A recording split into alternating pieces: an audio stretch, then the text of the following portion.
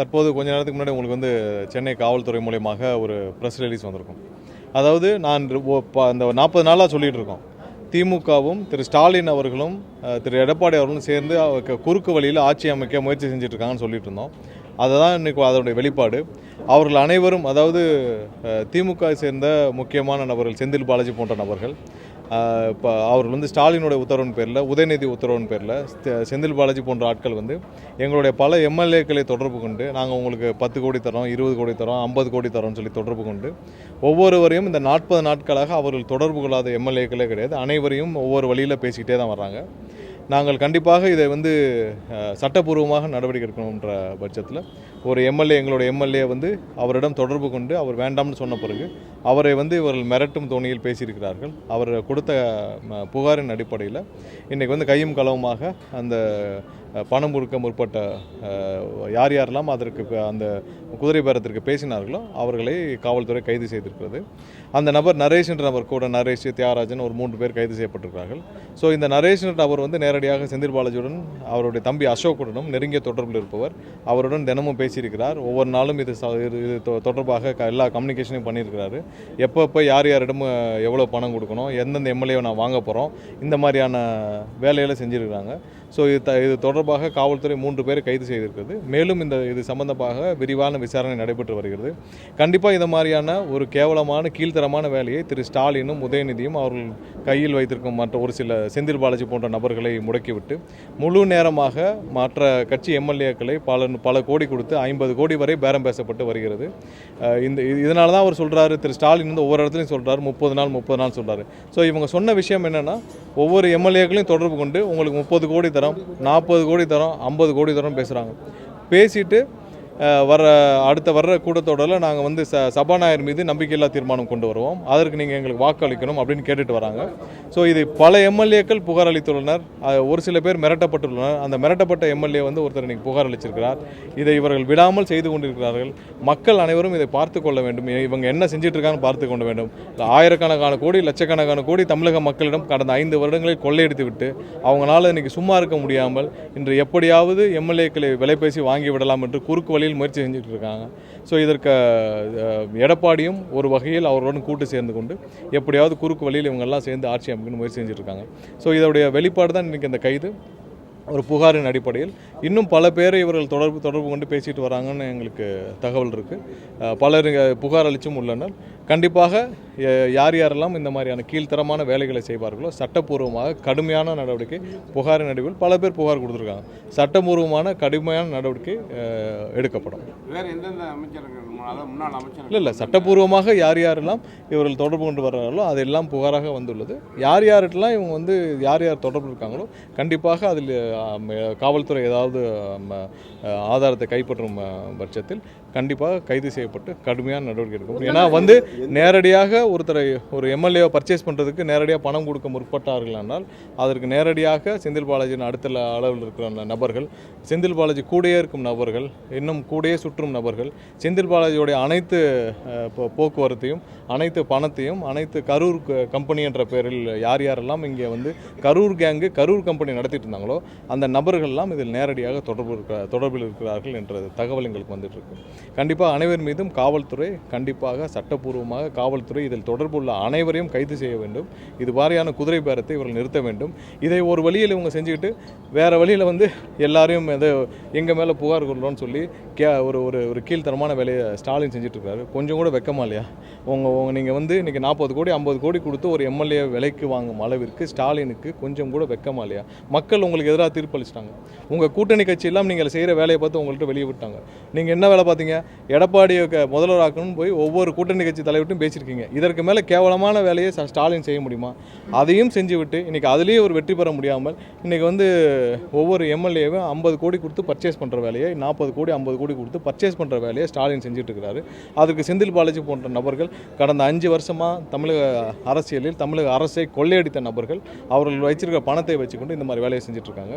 இன்றைக்கி நேரடியாக செந்தில் பாலாஜி தொடர்புடைய ஒரு நபர் வந்து பேரம் பேசியதெல்லாம் நம்ம கண்டுபிடிக்கப்பட்டோம். இன்னும் எத்தனை பேர் இது மாதிரி பேரம் பேசிட்டு இருக்காங்கன்ற யாராலும் ஒன்று மட்டும் ஸ்டாலின் புரிஞ்சுக்கணும், எங்களோட எம்எல்ஏக்கள் எல்லாம் வந்து 3 லட்சம் 4 லட்சம் செலவு பண்ணி, உங்களை மாதிரி 1000 கோடி இல்லை 500 கோடி வந்து ஒரு மாவட்டத்துக்கு செலவு பண்ணலாம் இங்கே யாரும் இல்லை.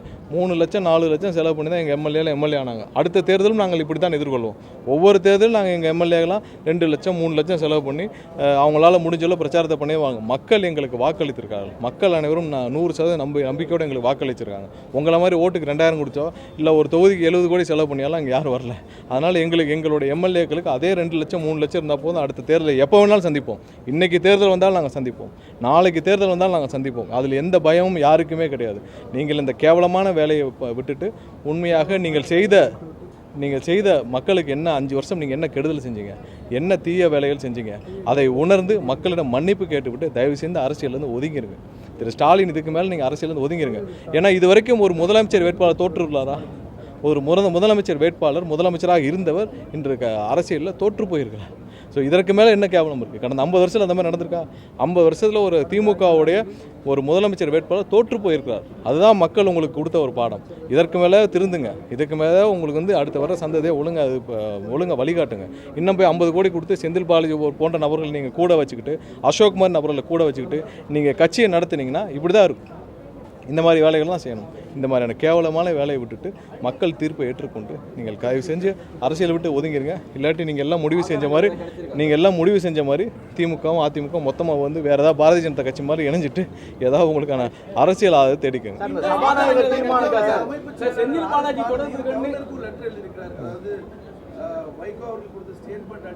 இது இந்த மாதிரி கைது நடந்தவுடன் அதை சமாளிக்க, இப்படி ஒரு கைது நடந்தவுடன் அதை சமாளிக்க இவங்களுக்கு காலையிலலாம் இவங்களுடைய நபர்கள் எல்லாம் மாட்டிக்கொண்டாங்கன்னு தெரிஞ்ச பிறகு அதை சமாளிக்க கடிதம் எழுதிட்டு இருக்காரு. எது கடிதம்?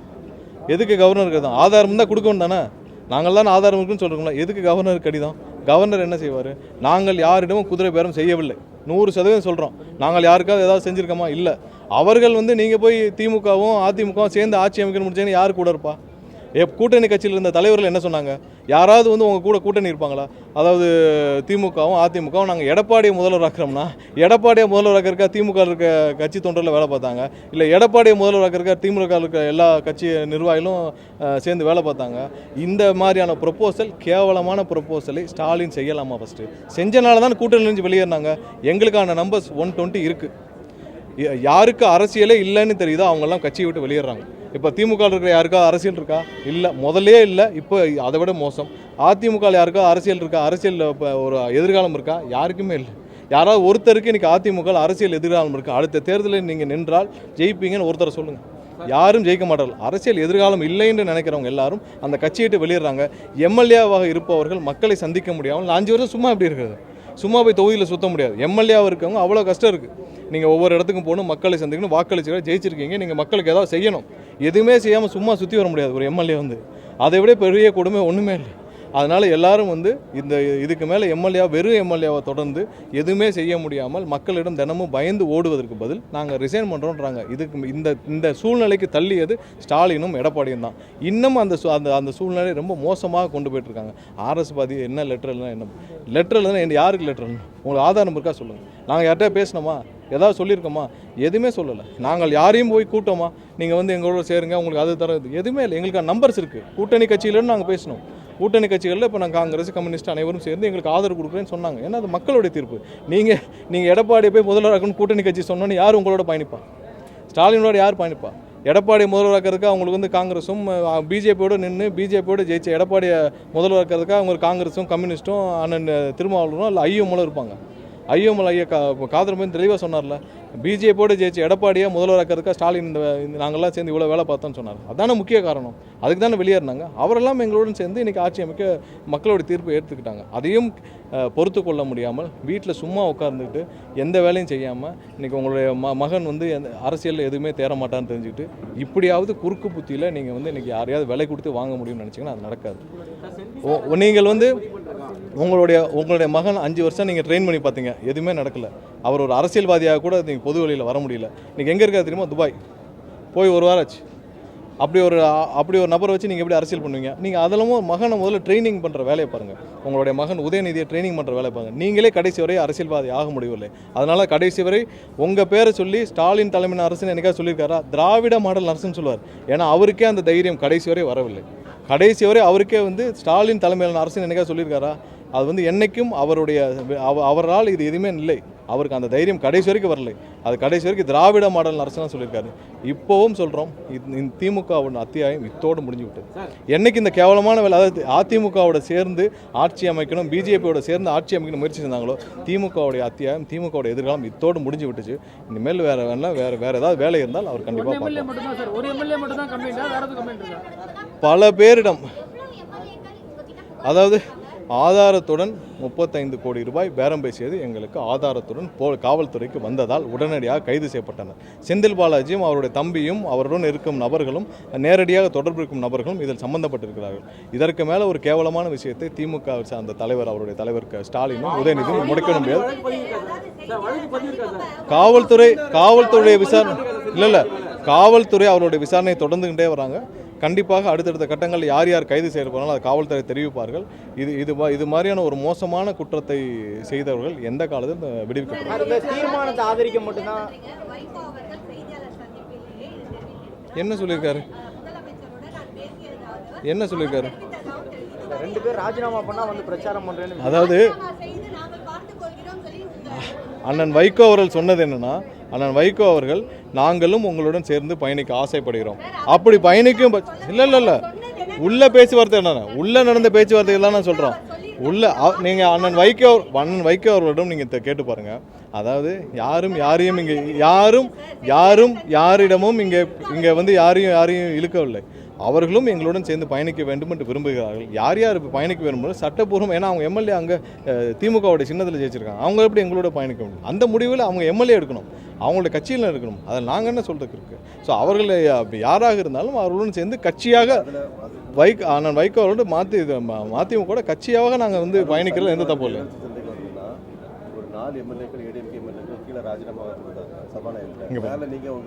அது அவங்களுடைய, இங்கே பாருங்க, ஒன்றும் இல்லை, ஒரு சாதாரண விஷயம் சொல்லிடுறேன். ஒரே நிமிஷம், நான் ஐடி கார்டில் யாரும் கொடுக்கல. நான் ஒரே விஷயம் சொல்கிறேன். ஒருத்தர் வந்து அவங்க உணர்ச்சி வசப்பட்டு அவங்க வந்து ரிசைன் பண்ணுறாங்க. எவ்வளோ கஷ்டத்தில் பல வருஷம் அந்த கட்சியில் பயணித்தவர்கள், 3 பீரியட் எம்எல்ஏ இருந்தவங்க வந்து ரிசைன் பண்ணுறாங்க. ஏன்னா ஒரே நாள் நடக்கலையா? 27 பேர் வெளியே போனாங்கல்ல. எதுக்கு வெளியே போனாங்க? 27 பேர் வெளியே போனாங்கல்ல. எதுக்கு வெளியே போனாங்க? இப்போவும் அந்த கட்சியில் ஏன் பிரச்சனை இருக்குது? இப்போவும்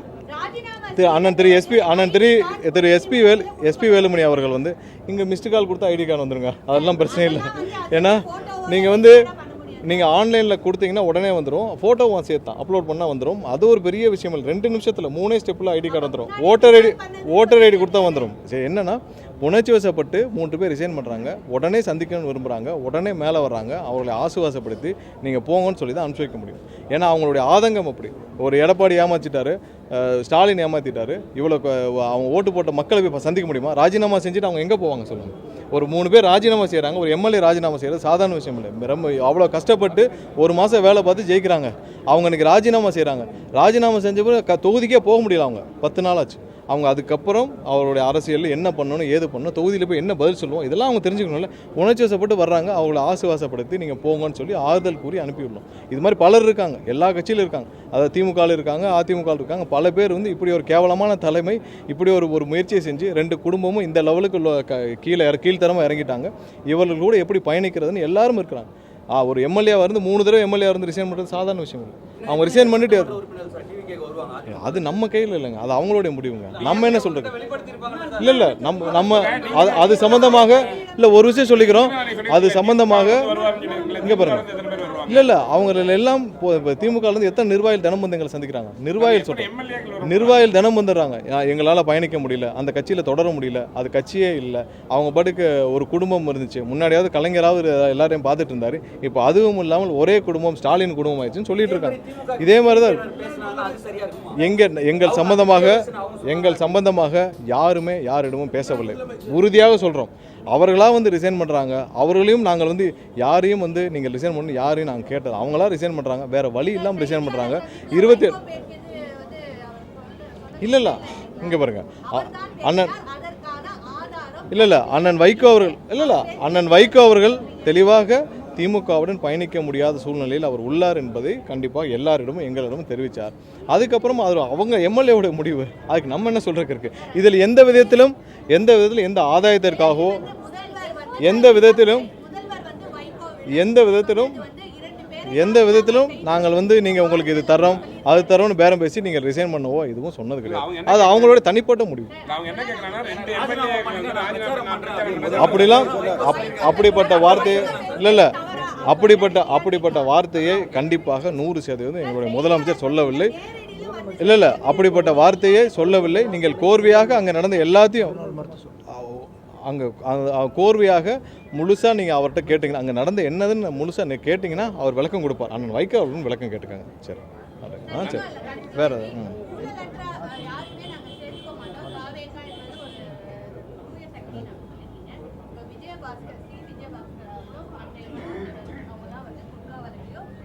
இங்கே பாருங்கள், யாருக்கெல்லாம் புரிஞ்சு நீங்கள் கேட்க வர புரியுது. யாருக்கெல்லாம் வழக்குகள் இல்லை யாருக்கெல்லாம் இல்லை அவங்க இன்றைக்கி ஒரு தனிநபராக எம்எல்ஏ இல்லாமல் எதுவும் இல்லாமல் சேர்றாங்க. இது மாதிரி ஆயிரக்கணக்கோ லட்சக்கணக்கோ ஒவ்வொரு நாளும் என் கட்சியில் சேர்ந்துட்டு தான் இருக்காங்க. ஸோ அவர்கள் வர்றதுனால அவங்க மேலே வழக்குகள் எதுவும் நிறுத்தப்படுமா தெரியல. என்னென்ன வழக்குகள் என்னென்ன இல்லை அவர்கள் ஒவ்வொரு இடத்திலும் அங்கங்கே சேர்றவர்கள் சேர்ந்துட்டு தான் இருப்பாங்க. அவர்கள் மீது வழக்குகள் எந்த விதத்திலும் அதில் எந்த காம்ப்ரமைஸும் பண்ண போகிறதில்ல. அதில் எந்த விதத்திலும் எந்த விதத்திலும் அவர்கள் வழக்குகள் எதுலேயும் நம்ம காம்ப்ரமைஸ் பண்ண போகிறதில்ல. கண்டிப்பாக அவளுடைய சட்டப்பூர்வமாக என்னென்ன நடவடிக்கைகள் தொடர்ந்தோ அது தொடர்ந்து தான் இருக்கும். அதில் எந்த விதத்திலும் காம்ப்ரமைஸ் பண்ண போகிறதில்ல. பட் யாரையும் ஆதரிக்கலை. என்ன ஒரே ஒரு விஷயம், எல்லாரும் அந்தந்த இடத்துலேருந்து அவர் மட்டும் இல்லை, நாளைக்கு பல பேர் ஒரு 20-30 பேர் 40 பேர் மாவட்ட செயலாளர் பல பேரில் வராங்க. அவர் மட்டும் இல்லை, பல 30-40 மாவட்ட செயலாளர் வராங்க. ஸோ எந்த விதத்திலும் அவர்கள் சட்டப்பூர்வமாக அந்த வழக்கு என்ன நிலைமையில் இருக்குன்னு தெரியாது. பட் இருந்தாலும் எந்த வழக்கிலும் எதிலும் சட்டப்பூர்வம் என்ன இருக்கோ அதுதான் தொடரும். அதில் எந்த மாற்று கருத்தும் கிடையாது.